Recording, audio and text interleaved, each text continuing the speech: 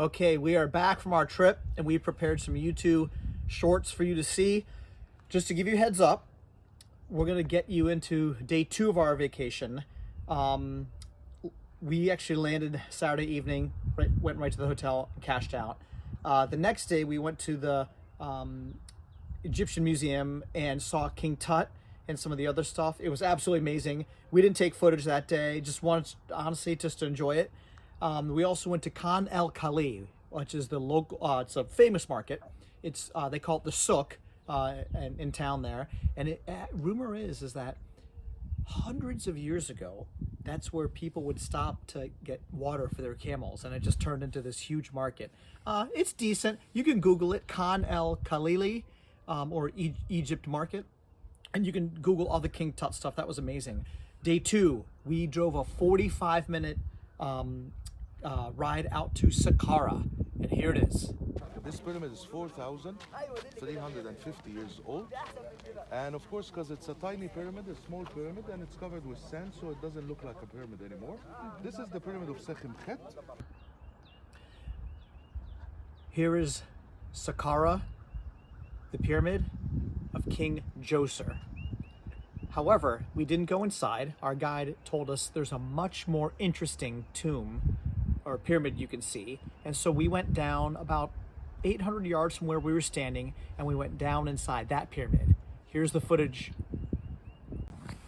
Now we're going into the pyramid. I thought it was going to be much worse than it is, being a little claustrophobic, but I was surprised and it was great. All right, don't seal us in on that, okay? All right. All right, I gotta go down. Whoa.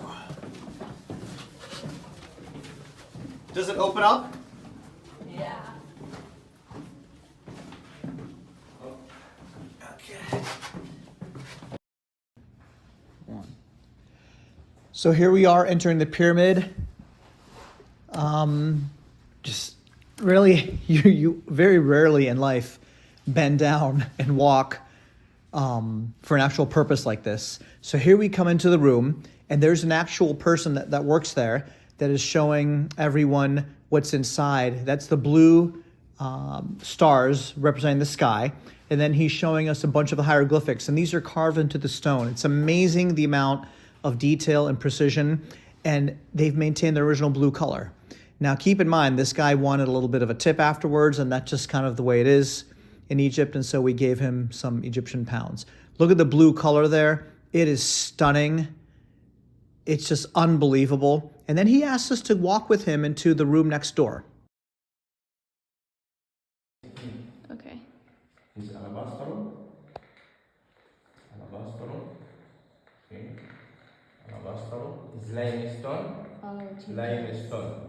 wow. Limestone. Okay. It's limestone. Okay.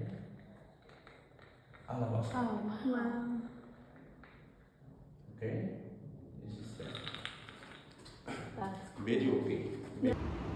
Hi everybody, we're inside the Great Egyptian Museum before it opens. It's pretty amazing. We got behind the scenes access. I'm gonna show you a little view of this.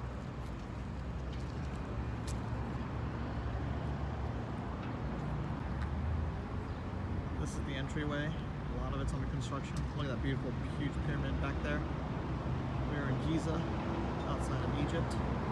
It's about a 25-minute drive. A lot of security to get in.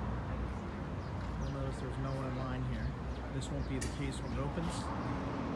It's gonna be packed. And as you walk in the entrance, once you've given your ticket, the first thing your eyes see is this amazing obelisk. It's carved out of one piece of granite, and this was usually in the front of very sacred temples. Now, if you look at the top of that, what was there originally was either silver or gold leaf, and so it would shine like a beacon from afar. Everyone could see it. So this was made by Ramses the Great, otherwise known as Ramses II, and it was found outside the Temple of Luxor, which we will go to in a couple days after this. I wonder if that symbolizes the Nile. Look at this, beautiful. We're in the middle of the desert, and beautiful water. And this is the Grand Egyptian Museum. Just walk through security. You'll notice there's no lines. That's what you get behind the scenes exit. Now we're coming up to the Grand Egyptian Museum main entrance. You'll notice all these queues, all these stations that look like bus stops. They're actually for people that are going to be waiting in line eventually one day.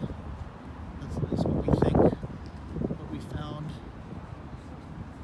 Now here's the entrance to the museum. It's a massive building. If you compare this to where King Tut is right now, the Egyptian Museum, it is 1/10 the size of this. Now look at these beautiful hieroglyphics on the front. If you can make that out. Look at this. This is amazing. What you're going to see here, there's not barely a person in sight. We're about to enter the jet. This is unbelievable. Behind the scenes exits only on this channel. Now watch. It's empty. It's not even open, folks. This is the Grand Egyptian Museum. It is massive and it is beautiful. And it is breathtaking. And look behind all the hieroglyphics. It's different than the other one we saw yesterday. All the different, look at those statues, they're wonderful. We're looking at this huge statue of Ramses II. It's 3,200 years old. It was discovered in 1820 near the Great Temple of Ptah near Memphis, Egypt. It's made from red granite. It's 83 tons. Look at the scale of this. Absolutely amazing. Look at the person walking by. You can see how small they are standing next to this. We're walking through the entryway. It continues to grow here. This is a massive museum. Imagine the crowds later on. There's the gift shop that's open. Of course it is, like every museum. Stairway. The back of Ramses. And it's about 90 degrees outside. Feels about 74 degrees here because of the natural shade, and there's a wonderful breeze coming through. Here's the official gift shop.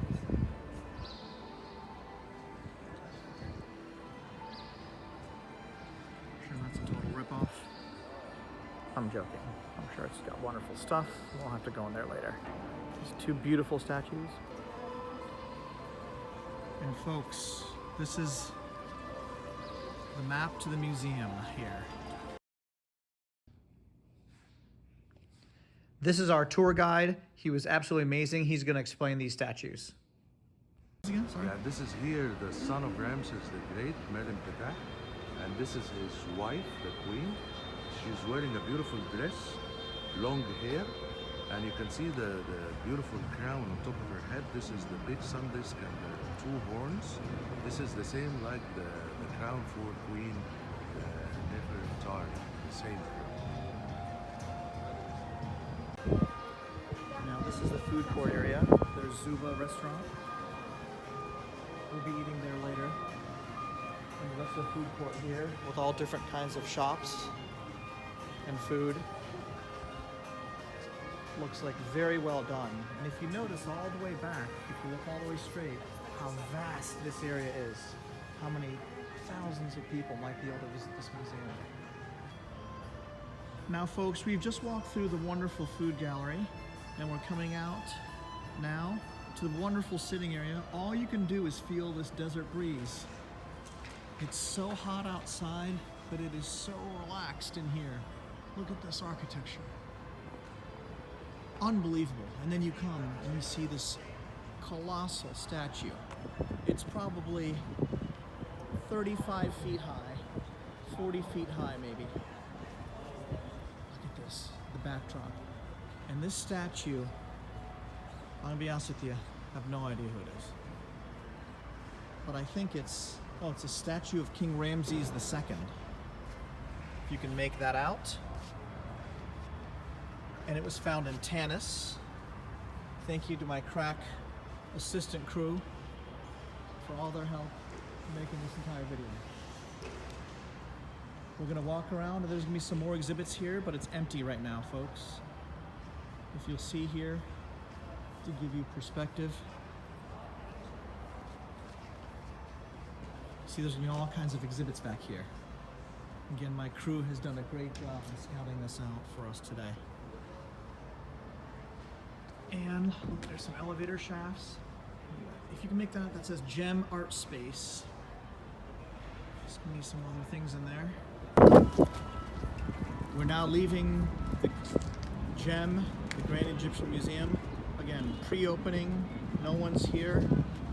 But us and a few other folks. We are now headed to Giza to see the Great Pyramids, some camel rides, and the Sphinx.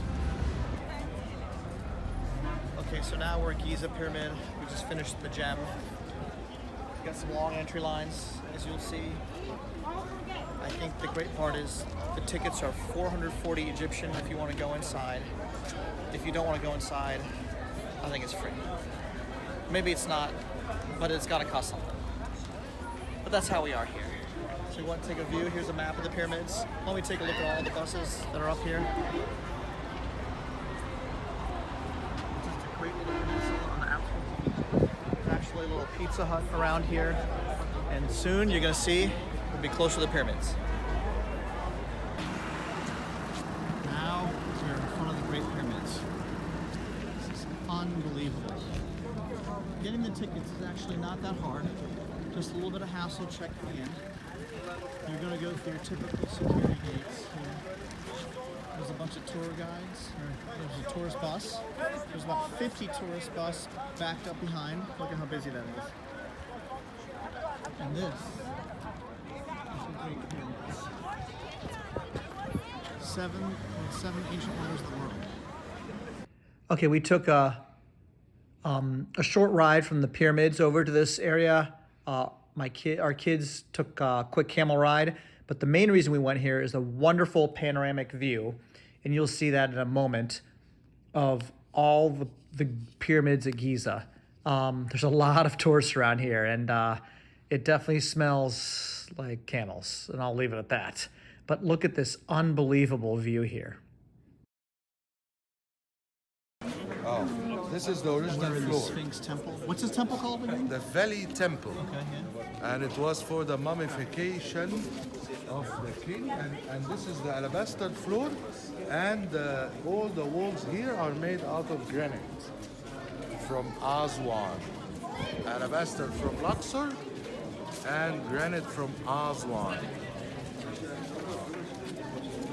We stopped filming after that clip because we just wanted to live in the moment, and like sometimes you have to do that. You can't film all the time, but that's the best viewing point for the Sphinx Temple, and we highly advise that you go there. It's just to the left of the Sphinx.